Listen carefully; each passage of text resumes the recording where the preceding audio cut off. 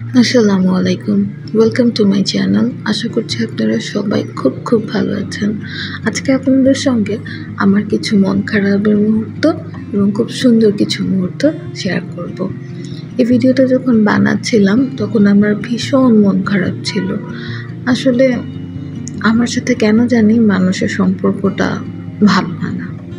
এই ধরুন ছোটোবেলার থেকেই আমার অনেক ভালো বন্ধুরা সব সময় আমার আড়ালে হয়তো কিছু একটা বলেছে বা তাদের স্বার্থ পূরণ হয়ে গেলে পরে তারা আমাকে ভুলে গিয়েছে। যদি বিধি ভিডিওটা দেখে থাকিস বা কখনো দেখিস, তুই ভাবিস না তোকে বলেছি, অন্য সবার কথা বলেছি। তো এরকমই কিছু একটা সেদিনও হয়েছে। আমি তাকে নিয়ে কখনোই ভাবিনি সে আমাকে নিয়ে কোনো মিথ্যে কথা বলতে পারে, বাজে কথা বলতে পারে। আসলে বলার কোনো কারণ ছিল না। তো সে আমাকে নিয়ে খুব বলবো না, মানে বাজে কথা বলেছে। অন্য সব মানুষের তুলনায় সেটা খুবই ক্ষুদ্র। আমি কষ্ট পেয়েছিলাম। তো সেই কষ্ট থেকে আমি সারা রাত ঘুমাতে পারছিলাম না। আমার খুব রাগ হচ্ছিল। একবার ভাবছিলাম যে অন্য কারোর সাথে শেয়ার করি। তারপর মনে হলো এখন যার কাছে শেয়ার করবো একটা টাইমের পরে সেও হয়তো আমার সঙ্গে সেম কাজটাই করবে। তো ভাবলাম আল্লাহর কাছে বিচার দিয়ে রাখি। সেদিন রাতে আমি জানি না আমি আল্লাহকে কি বলেছি, কিন্তু বলার পর কিছুটা মন হালকা হয়েছিল, কিন্তু তারপরও আমার ঘুম আসছিল না। বারবার কথাগুলো মাথার মধ্যে ঘুরছিল। তো সেটা চিন্তা করেই আজকে আমি বাসায় অনেকগুলো কাজ করে ফেলেছিলাম সারা রাত জেগে। সবগুলো বাসা পুরো মানে 2টা বেডরুম বাদে সবগুলো রুম আমি প্রায় ডিপ ক্লিন করে ফেলেছিলাম। সাথে 1 কাপ কফি ছিল। কফি খেয়ে পুরো বাসাটা ক্লিন করেও আসলে আমার মনটা ভালো হচ্ছিল না। কেমন এক অদ্ভুত একটা বিষয় কাজ করতেছিল যে কেন আমার সঙ্গে সবসময় এরকম হবে, কেন এরকম টাইপ কোশ্চেন বারবার মাথায় ঘুরছিল। আবার ভাবছিলাম যে তার সাথে কি আমার বাজে বিহেভ করা উচিত। তারপর আমার মনে হচ্ছিলো বাজে বিহেভ করলে পরে একটা টাইমের পর আমার কাছেই খারাপ লাগবে, কেন আমি তাকে কথাগুলো বলতে গিয়েছি। আবার না বললে পরে কথাগুলো যদি ক্লিয়ার না করি, অন্য মানুষের কাছে সে যে কথাগুলো বলে রেখেছে তারাও আমাকে নিয়ে বাজে কিছু ভাববে। সব কিছু মিলে মানে কেমন জানি একটা অদ্ভুত অস্বস্তি কাজ করছিল। এর মধ্যে এই কাজ সব শেষ। জানালার দিকে তাকিয়ে থাকতে হঠাৎ করে দুপুর 12টার দিকে ঘুমিয়ে পড়েছিলাম।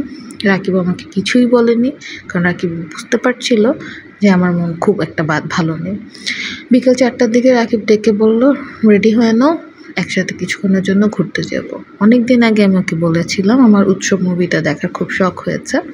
তো ও যে আজকে এরকমভাবে প্ল্যান করে রেখেছে সেটারও বলার সুযোগ পাইনি, যেহেতু আমার মন খুব খারাপ ছিল। তো আমরা দুজনে একসঙ্গে আজকে মুভি দেখতে গিয়েছিলাম। উৎসব মুভিটা খুবই সুন্দর, ছোটোবেলার কথা মনে করিয়ে দিচ্ছিল। অনেক আবেগ জড়িয়েছিল। অনেকক্ষণ হেসেছি, অনেকক্ষণ কেঁদেছি। তারপর একসঙ্গে আমি আর রাকিব অনেক মজা করতে বাসায় চলে এসেছিলাম। Thank you. তুমি না থাকলে হয়তো আজকে আসলেই আমার মনটা ভালো হতো না। তুমি যে চেষ্টা করেছো। ভালো ফ্রেন্ড পাইনি এটা বলা ঠিক না, কারণ তুমিও তো আমার ফ্রেন্ড। সব ফ্রেন্ডের তুলনায় তুমি সবার আগে। তুমি শুধু আমার হাজব্যান্ড না, তুমি আমার বেস্ট ফ্রেন্ড, মোটো ভার্সন। আসার সময় আগের মতোই রাকিব আমাকে ফুল কিনে দিয়েছিল। গত বছর আসলে আমাদের ফুল কেনার সংখ্যাটা খুব কম ছিল। আলহামদুলিল্লাহ এই বছর সে আবার শুরু করেছে। আবার তুমি প্রতিনিয়ত দাও, এটাই চাই। না দিলে সমস্যা নেই, জোর করে ফুলের দোকানে নিয়ে আমি কিনে নিব। যাই হোক, ঘুরে বাসায় চলে এসেছিলাম রিক্সায় করে। এসে দেখি যেহেতু আয়ন রুমে সব বুঝতে পারছিল আমার মনটা খুব খারাপ, তারা আমাদের রুমটা একটু সাজিয়েছিল। সাথে আমার জন্য ওর বাবার জন্য একটা সুন্দর চিঠি লিখেছিল, যেটা আমাকে আরও লাকি ফিল করিয়েছে।